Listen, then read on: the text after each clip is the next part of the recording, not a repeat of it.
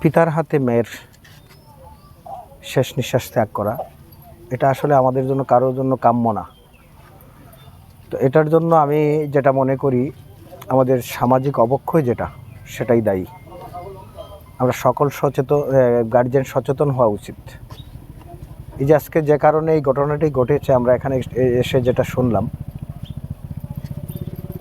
আমাদের অনেকেরই এই ধরনের সমস্যা আছে, অনেকের পরিবারে এই ধরনের সমস্যা আছে। আমরা আমাদের বাচ্চাদেরকে অতিরিক্ত আদর করতে গিয়ে বাচ্চাদেরকে মাথায় উঠাই ফেলি, তখন ওখান থেকে আর নামানোর কোনো সুযোগ থাকে না। এই যে আমরা দেখি ছোটো বাচ্চাদের হাতে হাতে আমরা মোবাইল দিই, মোবাইলের কারণে আজকের এই ঘটনাটা। একটা মেয়ে একটা ছেলের সাথে সম্পর্ক হয়েছে, বয়স হওয়ার আগেই তারা বিয়ে শাদীর সিদ্ধান্ত নিয়েছে, ওখান থেকেই এই ঘটনার সূত্রপাত।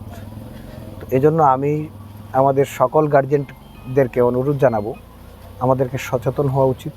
এবং আমার বাচ্চা, বিশেষ করে মেয়ে বাচ্চা কোথায় যাচ্ছে, কার সাথে কথা বলতেছে, এই বিষয়টা আমাদেরকে একটু সজাগ দৃষ্টিতে রাখতে হবে। আমার বাচ্চা যদি একবার নষ্ট হয়ে যায়, তাকে ওই রাস্তা থেকে ফিরে আনা সম্ভব না। তো আমরা চাই এই ধরনের ঘটনা আর না ঘটুক।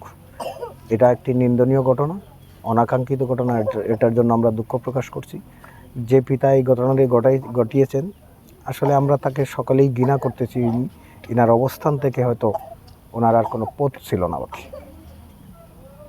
তো আমরা সকলে চেষ্টা করব আমাদের সমাজ থেকে এই ধরনের ঘটনাগুলো যাতে আর পুনরাবৃত্তি না ঘটে, এটার ব্যবস্থা। অভিযুক্ত যে ইনার শ্বশুর বাড়ি এবং ভিকটিমের নানার বাড়ি, আমি যে ঘটনাটি অল্প করে বললাম, এই ঘটনার কারণে ওনার পিত্রালয়ে এই মেয়ের চাচারা ওকে আর থাকতে দেয় নাই, বিদায় নানার বাড়িতে এনাকে আশ্রয় নিতে হয়েছে।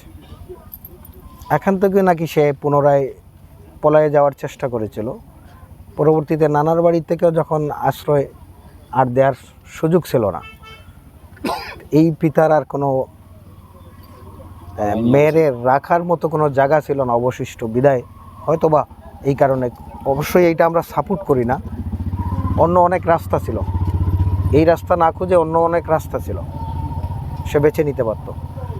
তো আমরা যেটা শুনেছি আর কি, আসলে এটার জন্য কাকে দায়ী করব, অসহায় পিতা না এই মেয়ের দুর্ভাগ্য, আমরা কিচ্ছুই বলার মতো ভাষা আমাদের নেই। মেয়ের বয়স আমরা যতটুকু শুনেছি 16+,